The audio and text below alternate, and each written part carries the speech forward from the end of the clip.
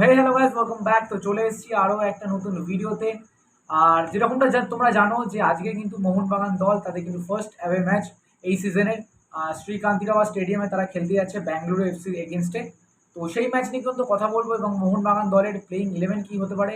তো আমরা জানি ভালো করেই যে আমাদের coach Jose Molina playing eleven predict করা খুবই টাফ ব্যাপার, কেন কিনা কখন বলতে কাকে নামিয়ে দেয় সেটা কিন্তু আমরা এখনো জানি না। তো যাই হোক, একটা প্রবাবেল কিন্তু একটা প্লেইং ইলেভেন তোমার সঙ্গে শেয়ার করবো।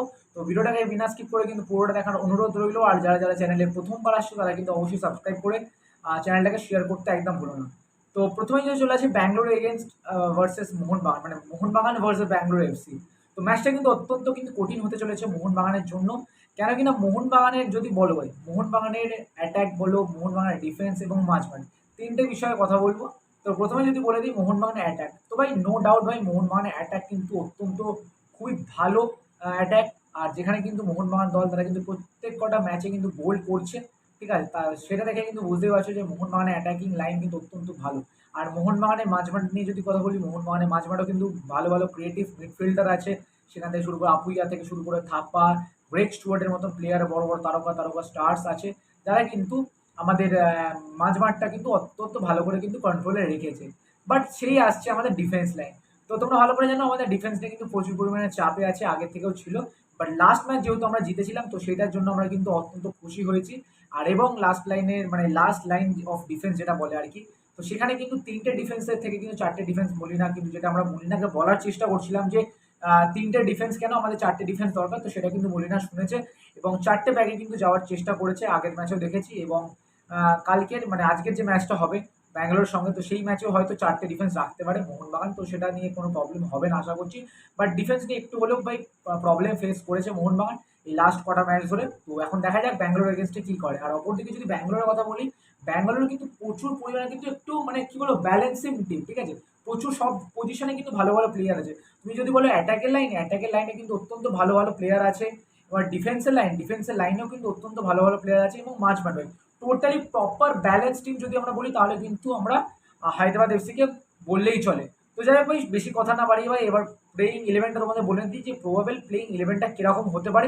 আর তোমাদের মতামতগুলো কিন্তু অবশ্যই কমেন্ট করে জানাতে একদম ভুলো না। তো আমি কিন্তু রেখেছি এখানে কিন্তু আমার যেরকমটা ধারণা ভাই, মোহনবাগান দল বা হোসে মলিনা ভাই এরকম ফরমেশন তোমার খেলাতে পারে কাল আজকের ম্যাচে। তোমার যেখানে কিন্তু চারটে ডিফেন্স, দুটো ডিফেন্সিভ মিডফিল্ড, একটা অ্যাটাকিং মিডফিল্ড, আরও আপফ্রন্টে তিনটে প্লেয়ার, 4-2-3-1 ফরমেশনে কিন্তু মোহনবাগান দল কিন্তু আজকের ম্যাচটা খেলতে পারে ব্যাঙ্গালোর এগেনস্টে। তো যেখানে কিন্তু গোলকিপিংয়ে নো ডাউট বিশাল ক্যাথ থাকবে। তারপরে দুটো সেন্টার ব্যাক, যেটা হচ্ছে দীপেন্দু বিশ্বাস আর টম অ্যালড্রেড। আর দীপেন্দুর কথা বলতে ভাই, দীপেন্দু তো অত্যন্ত ভালো খেলছে। আর দীপেন্দু কিন্তু মোহনবাগান দর্শকদের বলো, মোহনবাগান সাপোর্টারদের বলো, বা নিজের টিমের হয়ে কিন্তু প্রচুর পরিমাণে কিন্তু ভরসা দিচ্ছে দীপেন্দু বিশ্বাস। তো দীপেন্দুর সঙ্গে কিন্তু টম অ্যালড্রেড, তারা দুজন কিন্তু সেন্টার ব্যাকের দায়িত্ব সামলাবে। এবং রাইট ব্যাকে কিন্তু আশিস রায়, লেফট ব্যাকে কিন্তু সুভাশিস বোস। পুরো সেন্টার ডিফেন্সিভ মিডফিল্ড যেটা হচ্ছে আপুইয়ার সঙ্গে আমি রাখবো এখানে অভিষেক সূর্যবংশী। আর একটা অ্যাটাকিং মিডফিল্ড যেটা হচ্ছে আমাদের গ্রেগ স্টুয়ার্ট। আর রাইট উইং থেকে কিন্তু অপারেট করবে হচ্ছে ডিমিট্রি পেট্রাটস, যেরকমটা আমরা দেখেছি ডিমিট্রি কিন্তু অত্যন্ত ভালো রাইট উইং থেকেও অপারেট করে, প্লাস তোমার অ্যাটাকিং মিডফিল্ড থেকেও অপারেট করতে পারে ডিমিট্রি। তো যাই হোক ভাই, ডিমিট্রিকে আমি রাইট উইংয়ে রেখেছি এবং লেফট উইংয়ে কিন্তু আমি রেখেছি এখানে লিস্টন কোলাসো। আর একটা তোমার সেন্টার ফরওয়ার্ড যেটা হচ্ছে জেমি ম্যাকলারেন। হ্যাঁ বন্ধুরা, আমি কামিন্সে পারলে রাখতে পারতাম, বাট কামিন্সকে আমি রাখিনি কেন কিনা, কামিন্সকে কিন্তু পরবর্তীকালে চেঞ্জ করাতে পারে হোসে মলিনা। বাট আমি কিন্তু কামিন্সকে অ্যাজ আ স্টার্ট কালকে আমি দেখতে চাই। তো গ্রেগ স্টুয়ার্ট একটা ক্রিয়েটিভ মিডফিল্ড, অ্যাটাকিং মিডফিল্ডে খেলবে, যেখানে কিন্তু Dimitri Petratos, Greg Stuart, Liston Colaco এবং জেমি ম্যাকলারেন, এই চারজনের একটা কম্বিনেশন কিন্তু আমরা দেখতে পারি আজকের ম্যাচে। তো দেখা যাক কি হয় না হয়। তো কম বেশি কিন্তু ফরমেশনে চেঞ্জ হতেও পারে পরবর্তীকালে। সাহাল আছে, থাপা আছে, কামিন্স আছে, বেঞ্চে সুহেল ভাটও আছে। তো দীপক টাংরি, অনেক প্লেয়ার আছে আমাদের, সেটা নিয়ে কোনো অসুবিধা হবে না। বাট এই ফরমেশনটা তোমাদের কিরকম লাগলো সেটা কিন্তু কমেন্ট করে জানাবে। আর তোমাদের নিজস্ব যদি কোনো ফরমেশন থাকে তাহলে কিন্তু অবশ্যই কমেন্ট করে জানাতে একদম ভুলো না। আর কালকে দুপুরে আজকে দুপুরে কিন্তু লাইভে আসবো, তো অবশ্যই কিন্তু লাইভে জয়েন করো।